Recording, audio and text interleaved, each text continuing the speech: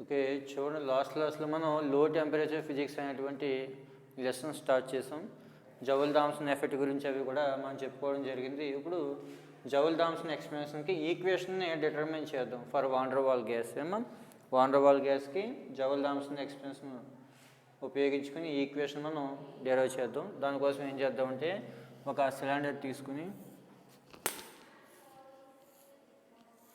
మధ్యలో ఒక ఫ్లోరస్ ప్లగ్ ఉందనుకోండి.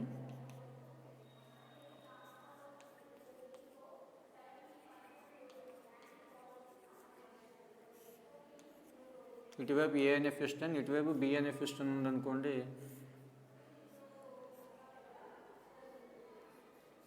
ఇప్పుడు ఫ్లోరస్ ప్లగ్కి ఇటువైపు ఉన్నటువంటి గ్యాస్ యొక్క pressure P1, volume V1, temperature T1 అనుకోండి.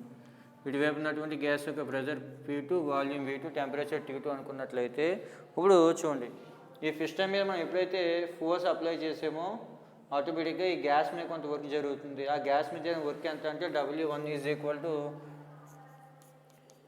= P1 V1. అదే work done on the gas, external work done on the gas by the piston.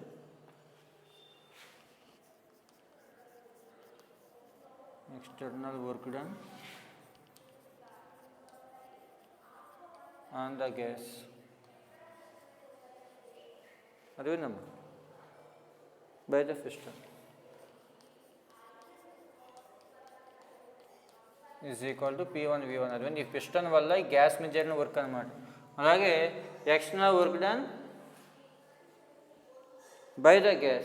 అదేనమ్మా, external work done by the gas on the piston is equal to P2 V2. అర్థమైందా? ఇక్కడ porous plug దాటి ఇటువైపు వచ్చినటువంటి gas అనేది ఈ porous plug ఈ B అనేటువంటి పిస్టన్ మీద చేసే వర్క్ ఎంత అవుతుంది? P2 V2. అర్థమైందా? Therefore net work done is equal to ఏం రాయొచ్చమ్మా?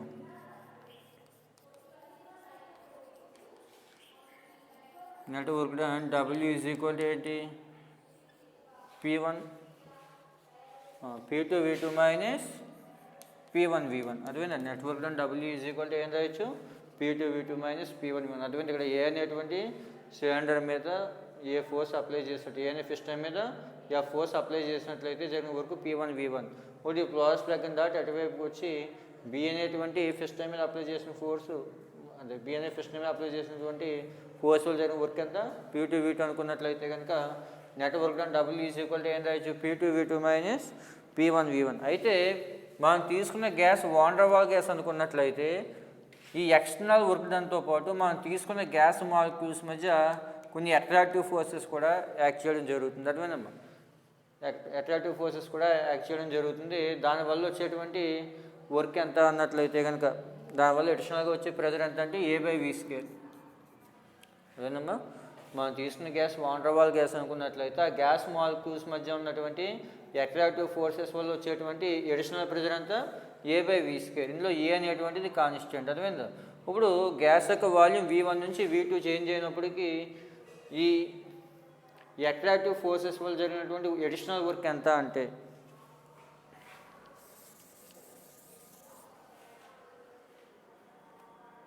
Internal work done, that internal work done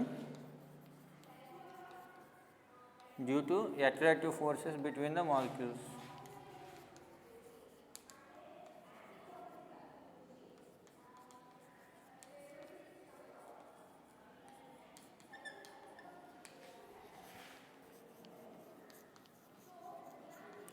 అదేనమ్మా, attractive forces between the molecules మధ్య ఉన్నటువంటి అట్రాక్టివ్ ఫోర్సెస్కి ఎగైనెస్ట్గా జరిగిన వర్క్ డన్. అదేనమ్మా, internal work done against the attractive forces between the molecules మధ్య ఉన్నటువంటి internal ఫోర్స్కి ఎగైనెస్ట్గా జరిగిన work done ఎంత అంటే volume integral V1 to V2 A/V² dV is equal to ఎంత అవుతుంది? ఏ కాన్స్టెంట్ బయటికి తీసుకొచ్చేసినట్లయితే V4 - 2 dV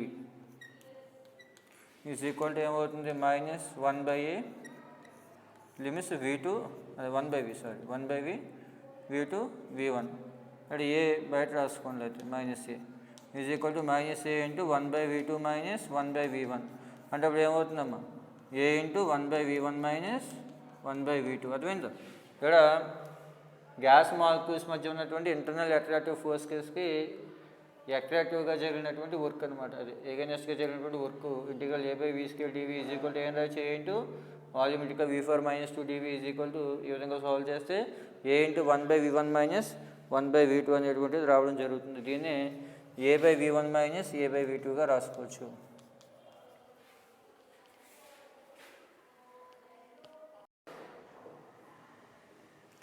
లేదంటే ఇక్కడ internal work done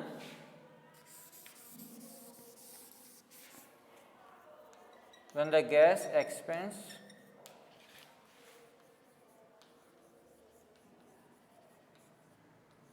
volume v1 to v2 అదేనమ్మా ఇక్కడ గ్యాస్ అనేది వాల్యూమ్ v1 నుంచి v2కి ఎక్స్పాండ్ అయినప్పుడు ఇంటర్నల్ వర్క్ డన్ ఈ విధంగా రావడం జరుగుతుంది ఇప్పుడు ఏం చేస్తారంటే టోటల్ వర్క్ డన్ రాసుకోండి therefore total work done is equal to ఏమవుతుంది ఇక్కడ total work done is equal to total work done W is equal to ఏం రాయచ్చమ్మా P2 V2 minus P1 V1 plus A/V1 minus A/V2 దీని equation 1 అనుకోండి అటువంటి ఇక్కడ చూడండి ఒక సిలిండర్లో గ్యాస్ని తీసుకుని మధ్యలో పోరస్ ప్లగ్ పెట్టాం రెండు పిస్టన్లు తీసుకున్నాం ఏ పిస్టన్ మీద మనం కొంత ఫోర్స్ అప్లై చేసి వర్క్ చేసినట్లయితే ఆ గ్యాస్ అనేది ఫ్లోరస్ ప్లగ్ ద్వారా ఇటువైపుకి వచ్చి బి మీద కొంత వర్క్ చేయడం జరుగుతుంది ఇక్కడ జరిగిన టోటల్ వర్క్ డన్ ఎంత అంటే ఇటువైపు పిస్టన్ మీద మనం వర్క్ చేస్తున్నాం కాబట్టి పిస్టన్ ఉపయోగించి గ్యాస్ మీద వర్క్ చేస్తున్నాం కాబట్టి ఇక్కడ జరిగిన వర్క్ P1 ఇక్కడ గ్యాస్ పిస్టన్ మీద వర్క్ చేస్తుంది అవునా work done by the gas on the piston అదేంటి ఇక్కడ work done on the gas ఇక్కడ గ్యాస్ మీద వర్క్ చేస్తున్నాం ఇక్కడ గ్యాస్ పిస్టన్ మీద వర్క్ చేస్తుంది ఇక్కడ మనం చేసిన వర్క్ P1 V1 ఇక్కడ పిస్టన్ గ్యాస్ చేసిన వర్క్ P2 V2 ఆ నెట్ వర్క్ ఎంత అంటే ఈ డిఫరెన్స్ కట్టాలి అయితే ఇక్కడ మనం ఎంతసేపు ఎక్స్టర్నల్ వర్క్ చూస్తున్నాం తప్ప వీటి మధ్యన ఇంటర్నల్ ఫోర్సెస్ని లెక్కలో తీసుకోవట్లేదు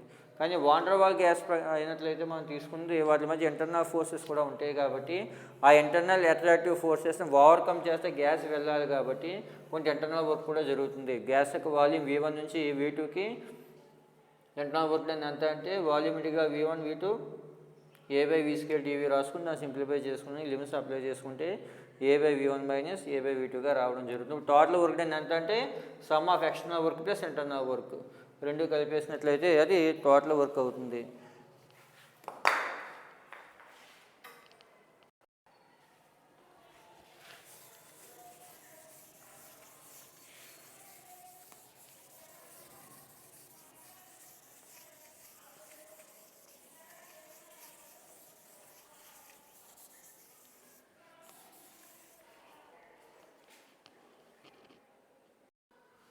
ఓకే ఇప్పుడు టోటల్ వర్క్ దగ్గర రాసుకుందాం total work done W is equal to P2 V2 minus P1 V1 plus A/V1 minus A/V2 దీని ఈక్వేషన్ 1 అనుకోండి ఇప్పుడు ఏం చేస్తారంటే వాండర్ వాల్ గ్యాస్ ఈక్వేషన్ రాసుకోండి let van der Waal gas equation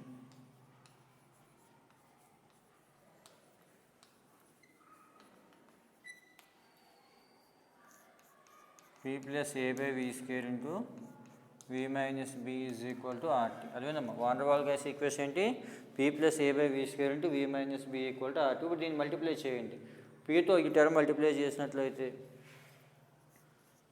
PV అలాగే A/v²తో కూడా ఈ టర్మ్ మల్టిప్లై చేయండి A/v² into V అదేనమ్మా వీతో ఈ రెండు టర్మ్స్ మల్టిప్లై చేసేయండి PV plus A/v² into V అలాగే మైనస్ పెట్టుకొని ఈ రెండు మల్టిప్లై చేస్తే PB minus AB/v² is equal to RT ఇప్పుడు రెండు క్యాన్సిల్ అయిపోతే PV plus A/V minus PB minus AB/v² is equal to RT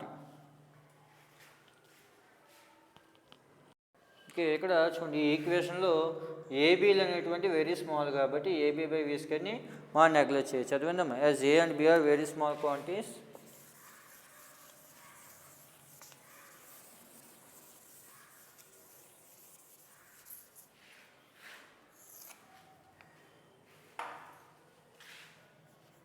as A and B very small quantities.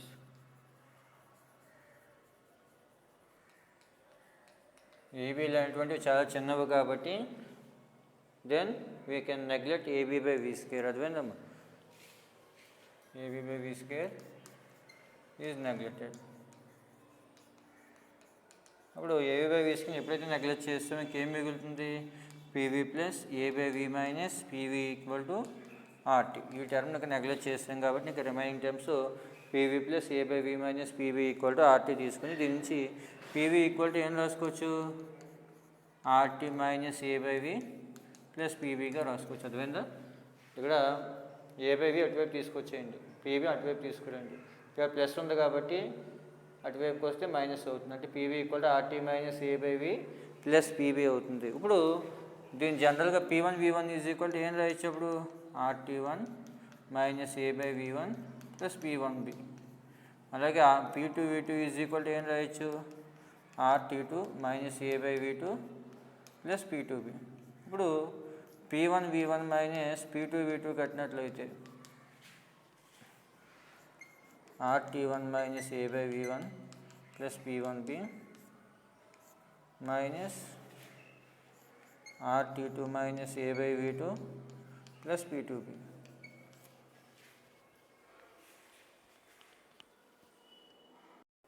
ఇక్కడ చూడండి ఏం చేస్తారంటే T1 T2 రెండు కూడా టీ అవుతాయి. ఎందుకంటే ఇక్కడ మనం ఓన్లీ ఇంటర్నల్ మాలిక్యూల్స్ వల్ల వచ్చేటువంటి టెంపరేచర్ వచ్చి చేంజ్ అంత ఎక్కువ ఉండదు కాబట్టి T1 T2 టీ కింద తీసుకోవచ్చు. అందువల్ల దాని వేరియేషన్ లేదు కాబట్టి ఆర్టీగానే తీసుకోండి ఏమో. అలాగే ఇక్కడ P2 V2 minus P1 V1 find out చేయండి.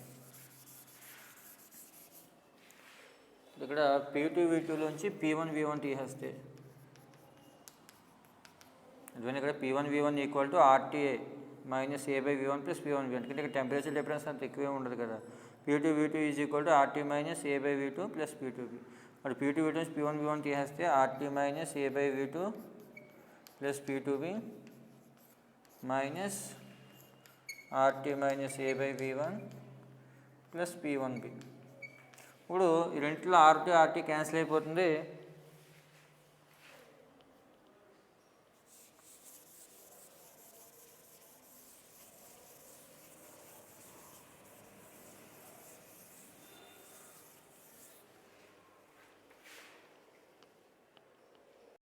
ఇప్పుడు చూడండి నెక్స్ట్ ఈక్వేషన్ ఏమవుతుంది? అప్పుడు P2 V2 minus P1 V1 is equal to RT cancel అయిపోతుంది, మైనస్ అప్లై చేస్తే ఇక్కడ మైనస్ ఏ బై V2 ఇక్కడ ప్లస్ ఏ బై V1 వస్తుంది. మైనస్ మైనస్ ప్లస్ కదా, అంటే ఏ కామన్ చేస్తే 1/V1 మైనస్ 1/V2గా రాసుకోవచ్చు. అర్థమైందా? ఇక్కడ మైనస్తో మల్టిప్లై చేస్తే ప్లస్ ఏ బై V1, ఇక్కడ minus A by V2, a common చేస్తే 1/V1 మైనస్ 1/V2. అలాగే ప్లస్ బి కామన్ తీసి P2 మైనస్ P1గా రాసుకోవచ్చు. అర్థమైందమ్మా? ఇక్కడ చూడండి ఫ్లోలో ఇక్కడ RT1 ఇక్కడ RT2 అని రాయకండి అమ్మా. టెంపరేచర్ ఎప్పుడు కూడా అంత ఎక్కువ వేరియేషన్ రాదు కాబట్టి టీ కాన్స్టెంట్గానే తీసుకోండి. అర్థమైందమ్మా? ఇక్కడ P2 V2 minus P1 V1 అంటే ఏం రాసుకోవచ్చు? A into 1/V1 minus 1/V2 plus B into P2 minus P1 plus A by V1 minus A by V2.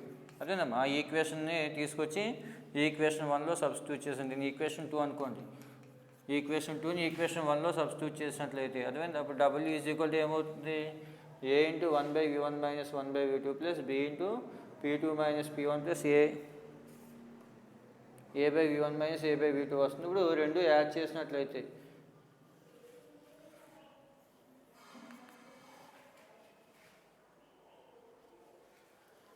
Two into A by V1 minus A by V2. ఎందుకంటే ఇక్కడ కూడా ఏదో multiply చేశారు అనుకోండి, లేదంటే ఇక్కడ ఏం కూడా లోపలే రాసుకోండి, ఇంకా ఇబ్బంది ఉంటుంది. A by V1 minus A by V2 ఏమో. ఇప్పుడు ఈ రెండు యాడ్ చేస్తే 2 into A by V1 minus A by V2 plus B into P2 minus P1. ఇది work done W is equal to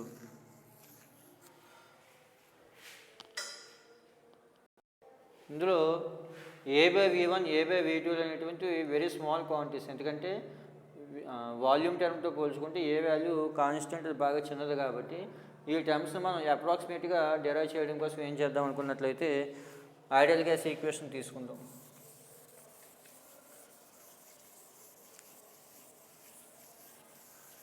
ideal gas equation PV equal to RT తీసుకుని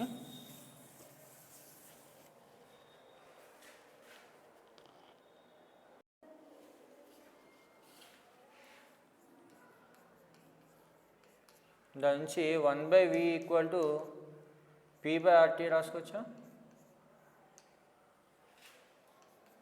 దీని నుంచి 1/V equal to P/RT రాసుకొని multiply చేస్తే చూడండి PV equal to RT వస్తుంది. ఇప్పుడు నేను రెండు వైపులా ఏదో మల్టిప్లై చేశారనుకో A/V ఈక్వల్ టు ఏమవుతుంది AP/RT. అవునా? ఇప్పుడు మాకు కావాల్సింది A/V1 కాబట్టి A/V1 ఈజ్ ఈక్వల్ టు ఏమవుతుంది AP1/RT. అలాగే A/V2 ఈజ్ ఈక్వల్ టు ఏం రాయొచ్చు AP2/RT. వీటిని ఇక్కడ సబ్స్టిట్యూట్ చేసినట్లయితే W is equal to 2 into ఇక్కడ A/V1 అంటే ఏం రాసుకోవచ్చు AP1/RT మైనస్ A/V2 అంటే ఏం రాసుకోవచ్చు AP2/RT plus B into P2 minus P1. అడిగినాం ఇక్కడ చూడండి A/RTని కామన్ తీసేయండి. కామన్ తీసినట్లయితే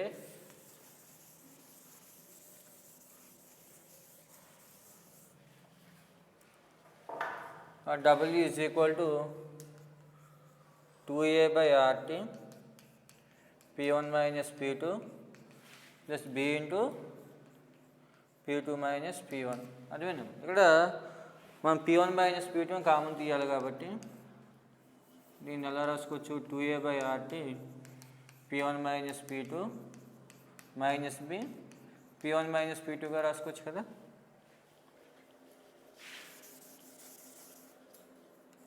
ఇప్పుడు ఈ రెండింటి నుంచి P1 మైనస్ P2 కామన్ తీసారనుకోండి 2A/RT minus B. Work done W is equal to ఏమొచ్చిందమ్మా P1 minus P2 2A/RT minus B వచ్చింది. ఇప్పుడు ఈ సిస్టమ్ మీద మనం చేసిన వర్క్ ఎంత అన్నట్లయితే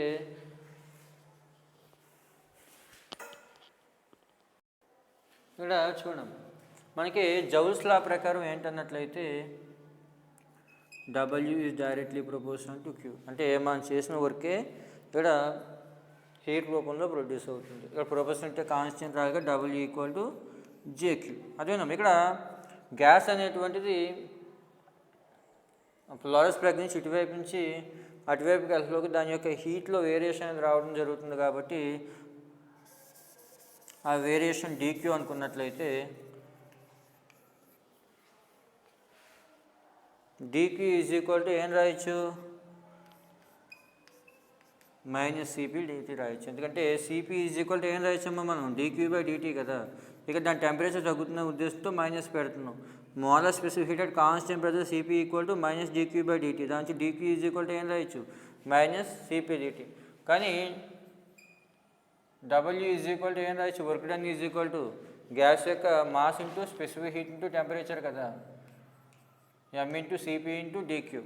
అప్పుడు మాస్ అలాగా 1 గ్రామ్ మోల్ అనుకున్నాం కాబట్టి M1 అవుతుంది కాబట్టి మైనస్ CP/dt. అదే ఇక్కడ ప్రొపోర్షనాలిటీ కాన్స్టెంట్ J కూడా ఉంటుంది. Therefore W equal to minus CP/dt J రాయొచ్చు. అర్థమైందా? ఎందుకంటే జౌల్స్ లా ప్రకారం work is directly proportional to heat. Proportional చేస్తే కాన్స్టెంట్ J రాయాలి. W equal to JQ. అయితే ఇక్కడ హీట్లో వచ్చిన చేంజ్ DQ అనుకున్నట్లయితే DQ ఈజ్ ఈక్వల్ టు ఏం రాయొచ్చు మైనస్ CP/dt. ఇక టెంపరేచర్ తగ్గుతుంది కాబట్టి మైనస్ పెట్టుకున్నాం. Therefore dW is equal to ఏం రాయొచ్చు మైనస్ CP/dt J రాయొచ్చు. అంటే ఇక్కడ W అంటే ఏం రాయొచ్చు మైనస్ CP/dt J. ఇక DT అంటే చేంజ్ ఇన్ టెంపరేచర్, CP అంటే molar specific heat at constant pressure, J అంటే joule constant. Is equal to ఏం రాయొచ్చు P1 minus P2 into 2A/RT minus Bగా రాయొచ్చు. దీని నుంచి DT ఈజ్ ఈక్వల్ టు ఏమవుతుంది అప్పుడు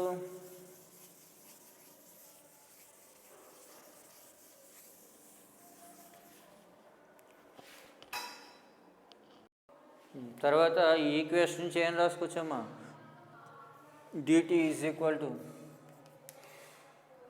P1 minus P2 by minus ఇటువైపు రాసండి సిపిజే 2a/RT మైనస్ బి. అంటే ఇక్కడ వచ్చేటువంటి టెంపరేచర్లో వచ్చే చేంజ్ అనేటువంటిది ఎవరి మీద డిపెండ్ అవుతుంది, ప్రెజర్ యొక్క డిఫరెన్స్ మీద డిపెండ్ అవుతుంది. అర్థమైందమ్మా, ప్రెజర్ డిఫరెన్స్ ఎక్కువగా ఉంటే చేంజ్ ఇన్ టెంపరేచర్ కూడా ఎక్కువగా ఉండడం జరుగుతుంది. అర్థమైందమ్మా. అలాగే behaviour of hydrogen and helium, అర్థమైందమ్మా, హైడ్రోజన్ హీలియం యొక్క బిహేవియర్ ఏ విధంగా చేంజ్ అవుతుంది ఈ ఈక్వేషన్ నుంచి అనేటువంటి చూద్దాం. నెక్స్ట్ వచ్చి బిహేవియర్ ఆఫ్ హైడ్రోజన్ హీలియం, అలాగే టెంపరేచర్ ఆఫ్ ఇన్వర్షన్ ఆ కాన్సెప్ట్ చూద్దాం.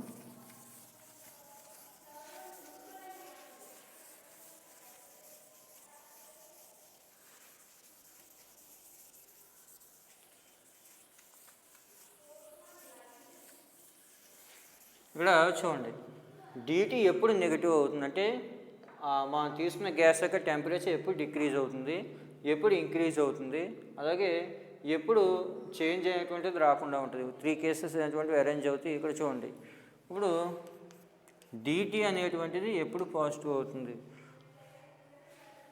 డిటి అని పాజిటివ్ అవ్వాలి అంటే ఈ వాల్యూ నెగిటివ్ అవ్వాలి. అవునా, 2a/RT మైనస్ బి పాజిటివ్ అయితే ఇది నెగిటివ్ అవుతుంది. ఇప్పుడు చూడండి, ఫర్ ఎగ్జాంపుల్కి 2a/RT minus B is positive. ఈ ఎక్స్ప్రెషన్లో 2a/RT మైనస్ బి పాజిటివ్ అయితే ఇక్కడ మైనస్ ఉంది కాబట్టి ఈ టర్మ్ ఏమవుతుంది, నెగిటివ్ అవుతుంది.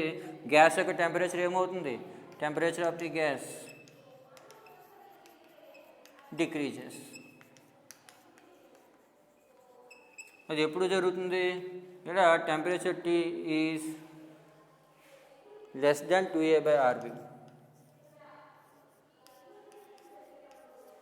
అంతేనమ్మా, టెంపరేచర్ అనేటువంటిది 2a/RB కన్నా లెస్ దాన్ అయినట్లయితే, లేదా T లెస్ దాన్ 2a/RB అయినట్లయితే, ఇక్కడ T వాల్యూ 2a/RB కన్నా చిన్నది అయినట్లయితే ఈ వాల్యూ పాజిటివ్ అవుతుంది, ఈ మొత్తం వాల్యూ డిక్రీజ్ అవుతుంది. దానివల్ల గ్యాస్ యొక్క టెంపరేచర్ డిక్రీజ్ అవుతుంది. అలా కాకుండా రెండోది వచ్చి 2a/RT minus B is positive అయితే, sorry negative, 2a/RT minus B negative అయితే, ఈ టర్మ్ నెగిటివ్ అయితే ఈ మైనస్ మైనస్ ప్లస్ అవుతుంది. అప్పుడు టెంపరేచర్ ఆఫ్ ది గ్యాస్ ఏమవుతుందమ్మా, ఇంక్రీజ్ అవుతుంది, ఇంక్రీజెస్. అది ఇప్పుడు T గ్రేటర్ దాన్ 2a/RB అయితే, T వాల్యూ 2a/RB కన్నా ఎక్కువ అయినట్లయితే కనుక అప్పుడు ఈ వాల్యూ డిక్రీజ్ అవ్వి, మొత్తం వాల్యూ డిక్రీజ్ అవ్వి ఇది మైనస్లో వస్తుంది, మైనస్ మైనస్ ప్లస్ అవి టెంపరేచర్ ఇంక్రీజ్ అవ్వడం జరుగుతుంది. అలా కాకుండా dt ఈజ్ ఈక్వల్ టు 0 అయితే, అదేనమ్మా, అంటే 2a/RT మైనస్ బి 0 అయిందనుకోండి, dt కూడా 0 అవుతుంది. అంటే గ్యాస్ యొక్క టెంపరేచర్ ఎలాంటి చేంజ్ రావట్లేదు, దాన్ని ఇన్వర్షన్ టెంపరేచర్ అంటాం. అదేందా, అంటే థర్డ్ కేసు వచ్చి 2a/RT minus B equal to 0 అయితే ఆ టెంపరేచర్ ఇన్వర్షన్ టెంపరేచర్ అంటాం, Ti అంటాం. 2a/RTi is equal to B. లేదు, Ti ఈజ్ ఈక్వల్ టు ఏమవుతుందమ్మా, 2a/RB. Inversion temperature Ti is equal to ఏమొస్తుంది, 2a/RB. అర్థమైందా, అంటే ఆ ఇన్వర్షన్ టెంపరేచర్ దగ్గర ఏమవుతుందంటే గ్యాస్ అటు హీటింగ్ ఎఫెక్ట్లోకి రాదు, కూలింగ్ ఎఫెక్ట్లోకి రాదు. ఇప్పుడు ఇన్వర్షన్ టెంపరేచర్ కన్నా ఎక్కువ అయినట్లయితే ఏమవుతుంది, గ్యాస్ అనేది కూల్ అవ్వడం బదులు హీట్ అవ్వడం జరుగుతుంది. అర్థమైందా. ఇక్కడ చూడండి, మరి అన్ని గ్యాస్లు రూమ్ టెంపరేచర్ దగ్గర కూలింగ్ ఎఫెక్ట్ని చూపిస్తే ఒక హైడ్రోజన్ హీలియం మాత్రమే హీటింగ్ ఎఫెక్ట్ని చూపిస్తుంది. ఎందుకు అన్నట్లయితే దానికి కారణం వాటిలో కొన్న ఇన్వర్షన్ టెంపరేచర్. చూడండి, హైడ్రోజన్ యొక్క ఇన్వర్షన్ టెంపరేచర్ వచ్చి మనకి -80 డిగ్రీ సెంటీగ్రేడ్. హైడ్రోజన్ యొక్క ఇన్వర్షన్ టెంపరేచర్ అంటామా, Ti వాల్యూ -80 డిగ్రీ సెంటీగ్రేడ్. అలాగే హీలియంది వచ్చి -240 డిగ్రీ సెంటీగ్రేడ్. అర్థమైందా. ఇప్పుడు వాటి యొక్క ఇన్వర్షన్ టెంపరేచర్ ఇంత లో కాబట్టి రూమ్ టెంపరేచర్ దగ్గర అవి ఇన్వర్షన్ టెంపరేచర్ కానీ ఎక్కువ టెంపరేచర్ దగ్గర ఉన్నట్టు అవుతుంది కాబట్టి కూలింగ్కి బదులు ఏమవుతుంది, హీటింగ్ ఎఫెక్ట్ని చూపించడం జరుగుతుంది. అటువంటి హైడ్రోజన్ హీలియంలో కూల్ అవ్వడానికి బదులు ఎందుకు రూమ్ టెంపరేచర్ హీట్ అవుతుంది అంటే దానికి కారణం మన రూమ్ టెంపరేచర్ అంటే ఇన్వర్షన్ టెంపరేచర్ కన్నా బాగా ఎక్కువ టెంపరేచర్లో ఉన్నాం మనం. ఇన్వర్షన్ టెంపరేచర్ దాటి మనం టెంపరేచర్ పెరిగితే ఏమవుతుంది, కూల్ అవడం వల్ల హీట్ అవుతుంది కదా, అందువల్ల హైడ్రోజన్ హీలియంలో హీటింగ్ ఎఫెక్ట్ని చూపించడం జరుగుతుంది. అదేనమ్మా. ఇప్పుడు నెక్స్ట్ వచ్చి relation between temperature and inversion and critical temperature.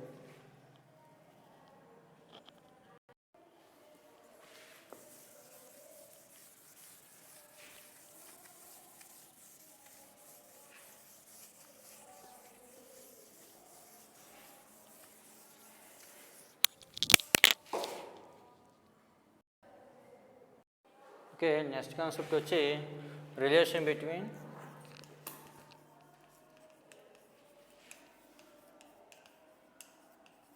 Temperature of inversion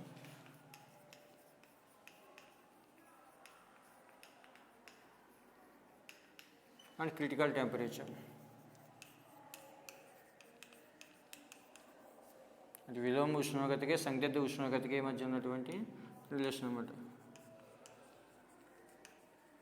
ఇప్పుడే దీని ముందు కాన్సెప్ట్లో మనం డెరైవ్ చేసాం. Critical temperature TI is equal to ఎంత వస్తుందమ్మా, 2A/RB. Inversion temperature TI is equal to ఎంత వస్తుందమ్మా, 2A/RB, టెంపరేచర్ ఆఫ్ ఇన్వర్షన్.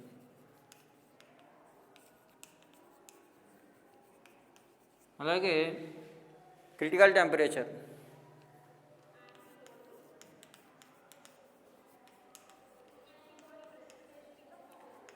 ఇక్కడ క్రిటికల్ టెంపరేచర్ టీసీతో డినోట్ చేసినట్లయితే TC is equal to formula ఏంటంటే 80A/27RB. Sorry, 80A/27RB. అదివేనమ్మా. Critical temperature TC is equal to ఏం రాయొచ్చు, 80A/27RB. అదివేందా. ఇందులో A/RBని ఆర్బి అనుకోండి, అంటే A/RBని ఆర్బి అనుకోండి. అదే ఇక్కడ ఆర్బి ఏంటంటే బాయిల్స్ టెంపరేచర్ అనమాట.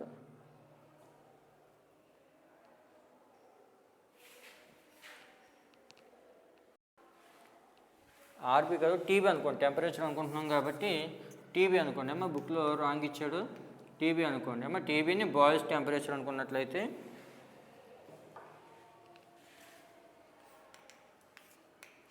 ఇప్పుడు చూడండి, మనకు కావాల్సిన టీఐకి టీసీకి రిలేషన్ కాబట్టి రెండింటికి రేషియో కడతాం. టీఐ/టీసీ కట్టినట్లయితే 2A/RB/80A/27RB ఈజ్ ఈక్వల్ టు ఏం రాయొచ్చు, 2A/RB into 27RB/8A. RB AA cancel అయిపోతుంది, ఇందులో 4 టైమ్స్ పోతుంది. 27/4 అన్నట్లయితే అది ఎంత వస్తుందట, 6.75. అంటే therefore టీఐకి టీసీకి మధ్య రిలేషన్ అంటామా, TI is equal to 6.75 into TC. అంటే విలోమ ఉష్ణోగ్రతకి సందిగ్ధ ఉష్ణోగ్రతకి ఇన్వర్షన్ టెంపరేచర్ క్రిటికల్ టెంపరేచర్కి మధ్య రిలేషన్ ఇదన్నమాట. ఇక్కడ inversion temperature TI is equal to 2A/RB రాయొచ్చు. అలాగే critical temperature TC is equal to 8A/2RB direct formula అమ్మా. టీసీ ఈక్వల్ టు 8A/27RB రాసుకుని A/RBని బాయిల్స్ టెంపరేచర్ టీబీ అనుకోండి. అయితే మనం యూజ్ చేయలేదు, అది జస్ట్ అనుకుంటున్నాం అంతే. బాయిల్స్ టెంపరేచర్ టీబీ అనమాట. ఇక్కడ 8A/RB అనేటువంటిది. ఇప్పుడు ఈ రెండు ఈక్వేషన్స్ని డివైడ్ చేసినట్లయితే 6.75 వచ్చింది. therefore TI is equal to 6.75 TC. అదేవిధంగా ఇది క్రిటికల్ టెంపరేచర్కి ఇన్వర్షన్ టెంపరేచర్కి మధ్య ఉన్నటువంటి రిలేషన్ అనమాట. ఏమో తర్వాత నెక్స్ట్ క్లాస్లో ప్రిన్సిపల్ ఆఫ్ రీజనరేటింగ్ కూలింగ్, అంటే వాయువుల్ని ఏ విధంగా చల్లార్చవచ్చు, అంటే గ్యాస్ని ఏ విధంగా లిక్విడ్గా కన్వర్ట్ చేయొచ్చు అనేటువంటి చూద్దాం. ఓకే.